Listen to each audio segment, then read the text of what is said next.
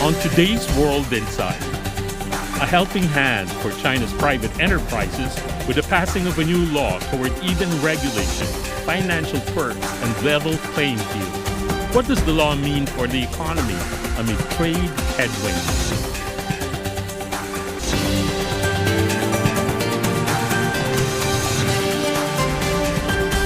Hello and welcome to World Insight with me, Tian Wei.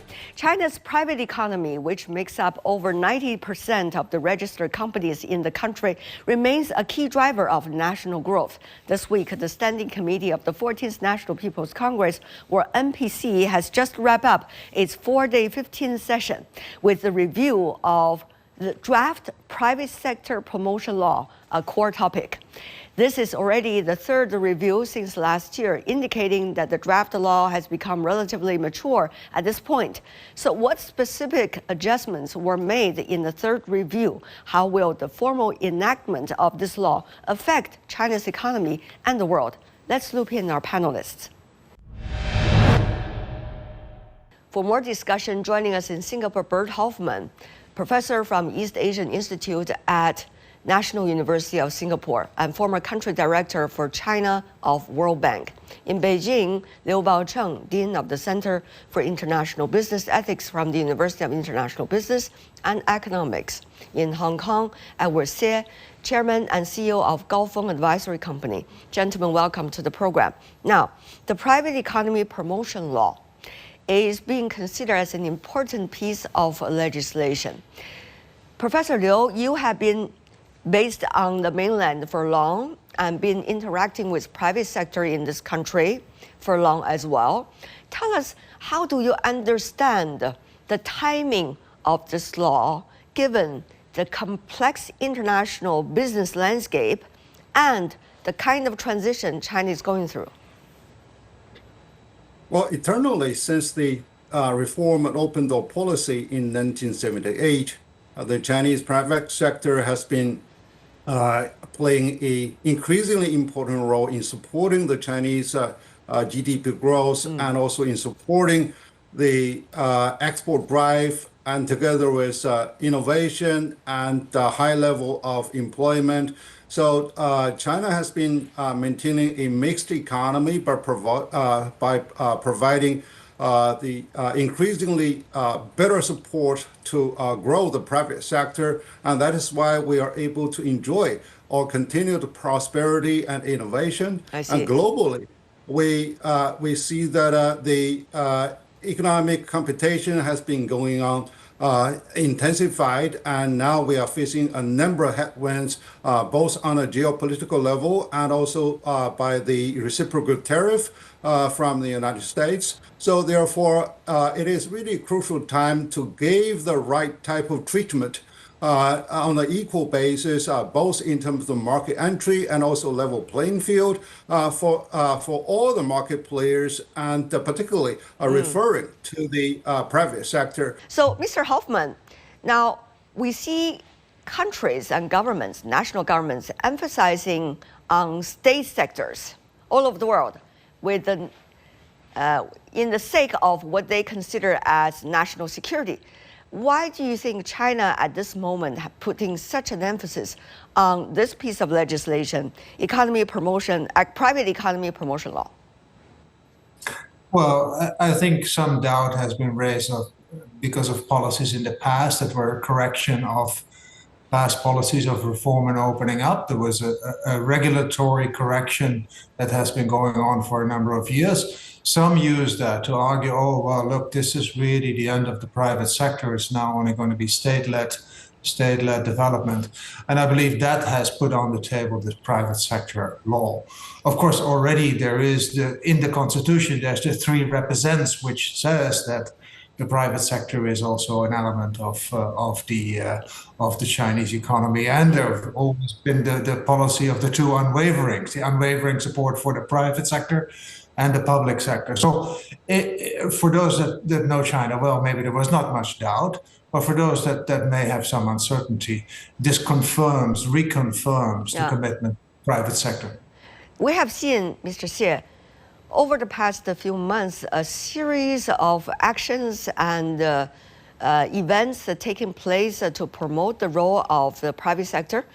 Particularly in February, there is a meeting between the Chinese president and representative of China's private sector, in which quite a number of issues are being discussed, and it's widely publicized to support the role of private sector in China.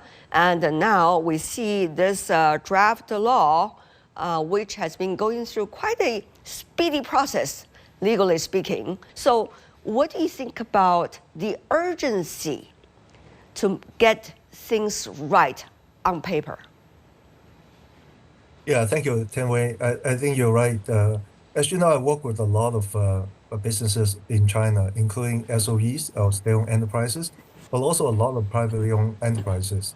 I say that, what happened, as you mentioned, on February 17th, the meeting in Beijing between President Xi Jinping and the leading Chinese private companies representatives was a major milestone that sends a very strong signal to these entrepreneurs that actually the central government is very concerned and cares a lot about the well-being of the private enterprises. Over the years, as I work with them, I feel there are two sense. One is that they have felt that with the reform and opening up and the policy, they have been able to enjoy the dividend of the Chinese policies. However, they also felt that there's a bit of an inequality between the treatment between them and also the SOEs.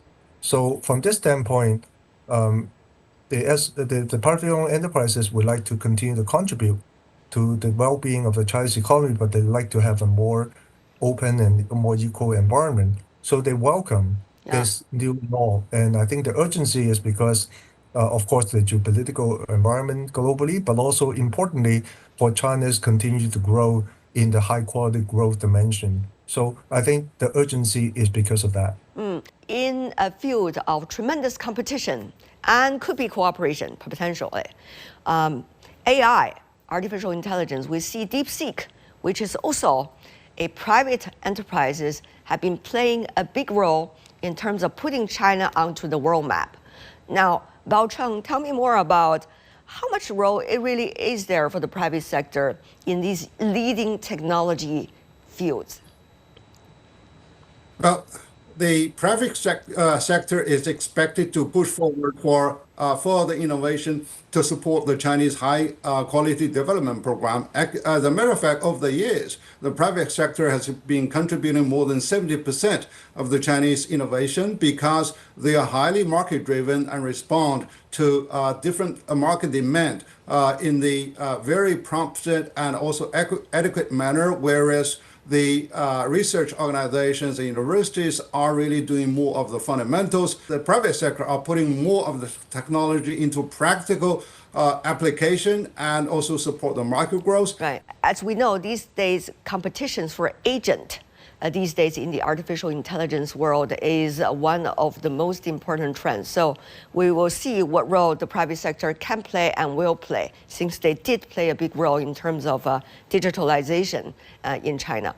Having said that, though, Edward, earlier we have seen some cases in which private enterprises' legal rights have been violated. For example, private enterprises in the province of Guangdong, as many as 10,000 of them, have been under the situation of profit-driven enforcement. Now, I'm not talking about within the province itself, but rather those private enterprises based in Guangdong that has been involved into what some call the profit-driven enforcement elsewhere in China. Meanwhile, we also see those examples from Zhejiang province, which is also a province rich with private economies. As many as 17,000 cases were involved into what they call the improper seizure of private properties. Now, once again, I emphasize this is not about what this province did to those enterprises, but rather those enterprises based in province, how they were treated elsewhere in different parts of the country. So these are just two examples. How much do you think these cases will be corrected on time, efficiently, and those mistakes will not likely to be repeated in order to win the confidence of both the private sector and those who are looking into this issue? Yeah, thank you for raising that question. Over the years, as I work with private enterprises, they have many of these similar kind of complaints, meaning, their properties or their profits are not entirely protected somehow because of whatever reasons. And so I think from that standpoint, this new law is going to be highly welcomed by the private enterprises. However, as we know, the private enterprises will be waiting for the enactment of these laws to see whether it's going to be truly fully enacted, in reality. I think time will tell. But based on what we have seen, at least in the last decade or so, whenever the Chinese central government decides on install certain kind of policy and regulations, the ability to enact those policy and regulations is pretty high. So one would expect that in this case will be very similar. Bao Cheng, your thoughts? Well, over the past years, I should see that there has been a lot more ideological debate as for the role of the private sector, and some people argue that there should be further shrinkage of the private sector in China does. Increasingly in Southeast Asia, where I live, and the private sector does lead the effort. You see the BYDs starting in Indonesia, in Thailand, and so it's a private sector led jump. Interesting. Edward, your thoughts on this? I think a couple of years ago, as you know, the Chinese government have talked about the dual circulations, economic development. I think this is a manifestation of that. While the domestic circulation is important, the external circulation is also important, not only from the trade standpoint, but also from the foreign investment. Foreign meaning the Chinese companies going outside of China to invest outside of China. I think we're getting into a new world where the world is going to become more multipolar. It's a multipolar world where China's role is going to be more important. And therefore, the increasing activities of the Chinese enterprises, in particular private-owned enterprises, going overseas and make investments in overseas market is just a natural phenomenon. I think Chinese, the economic growth model has been getting more and more complex to that regard. In the first phase, China primarily imports raw materials and get it processed and sell it on the value-added basis. And gradually, they realized that in order to secure more of the supply, so therefore they would deal with greenfield operation to secure the supply of timber, the supply of minerals and iron ore, etc. And then they begin to realize that with the enlarged capacity we have, why don't we export to that market? Instead of simply sell it over our trading ports, and we need to market them and distribute in the local marketplace. So this is really the path of sophistication of the Chinese business model. Of course, private sector is very savvy and agile, with the market needs. And but on the other hand, Bao Cheng, we see Chinese enterprises are also becoming ever more global. They have the ambition to play a bigger role here in China, but they also have an ambition, many of them do, to be a local company where they have their different branches or have their different operations all over the world. So this level of sophistication of being a global company, being a global citizen in a way, in different parts of the world. How do you see China's private enterprises' role in that regard? What does that mean for all these encouraging policies here in China for the private sector to grow? Bao Cheng. Well, yes. One reason is the competition is getting tougher. Therefore, each companies will have to identify their niche market so that they can exercise their comparative advantage and mobilize more resources with a high level of concentration.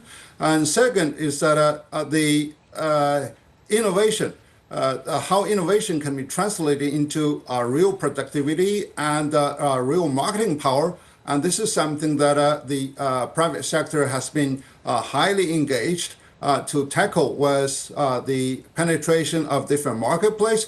And third is really the shaping of the brand, because we have the biggest manufacturing house, but if you look at the inner brand ranking, and only Huawei and possibly Lenovo are really on the top 100 list. So therefore, how we can really team up with our global partners by acquiring the existing brand or by participating into equity structures of those leading brands, so that we are able to not only to sell more on large scale, but sell more on the premium brand level. So this is also something that our private sector are really eagerly looking for.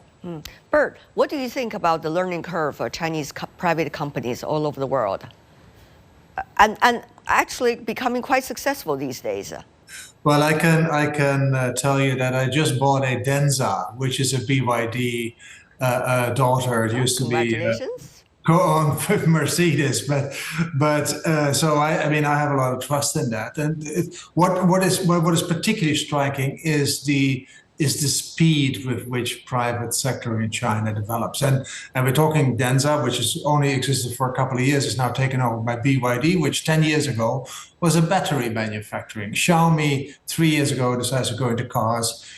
3 months ago, they delivered their first car, which took decades for others to get this far. So the speed of design and the speed of adaptation in the market is really very impressive. It's one of the key competitive advantages, I think, of Chinese companies at this particular time. Edward, Let me also add one point. Very Is that briefly, actually please. over the past years, actually the China-U.S. trade war has really gave a further push for the Chinese companies to go overseas, because with high tariff against the made in China, many of those private companies, they begin to invest overseas in Latin America, in Africa, particularly in Mexico and Vietnam. So in order to bypass the U.S. tariff against made in China, and this has been very successful. Edward, with the tariff war going on, we see China-U.S. Interaction quite interesting. I don't know anything about the official level, but the discussion among experts certainly is quite an interesting one. But you certainly notice that other economies are very much aware of what is can be the result of this tariff war between China and the United States. For example, people are wondering, if China not exporting to the United States, at least to the amount that they used to, where would those products go? Would they go to the markets, let's just say, to their own countries, and therefore becoming ever more competitive in their home market? Or would they compete with their products in different parts of the world, the Chinese one with those coming from different parts of the world? So on the one hand, you see the Chinese private enterprises being resilient and strong and smart and advanced. On the other hand, what do you think is their learning curve to understand what others are thinking, while at the same time being smart and being competitive, but also being cooperative? Right. The current tariff war between the U.S. and many other countries in the world is really driving fundamental changes in the trade flow and also the investment flows across many countries in the world. But of course, China is a major part of that. I think many countries are now looking at China as the source of not only capital or products, but also capital, knowledge, and innovation. And the vehicles for those kind of factors are mostly coming from the private sectors, private enterprises, because they carry these elements of production into the various countries. So I would actually think that the tariff law is going to accelerate the economic collaboration between China and many of these other countries, and actually will help promote or accelerate the economic growth of these countries. Recently, President Xi Jinping visited Malaysia, Vietnam, and Cambodia. I think from this visit, we can see that these countries are looking at China as a source of capital and also with capabilities and innovation and so on. And they sign a lot of deals. And therefore, one would expect that actually that because of the tariffs war, these countries going to be benefiting from the investment from the Chinese companies and the Chinese government as well. Bert? I'm a bit more skeptical, or let me put it more positively. I think there is policies to be done and policy coordination to be made to make that process a smooth one. Because one of the risks that Vietnam or Indonesia or Thailand, or for that matter Europe, face is that a lot of that 2.5% of GDP that China exports to the United States will come to them. And they're already under pressure. China has been majorly growing its manufacturing exports. A lot of countries have said we don't want any more of it. So the solution lies in the coordination and more investment of China into those countries so that jobs are being created in those countries would be great.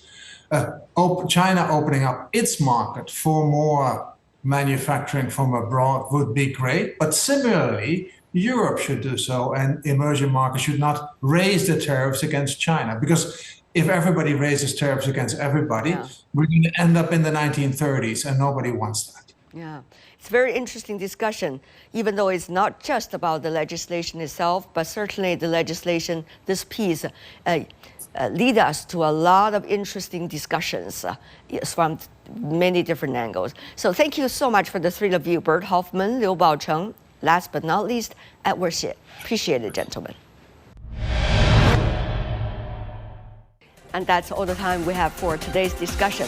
If you'd like to know more, search World Insight. Check out our YouTube channel. Follow us on X and Facebook. I'm Tian Wei on behalf of the team. Thanks for being with us. Bye for now.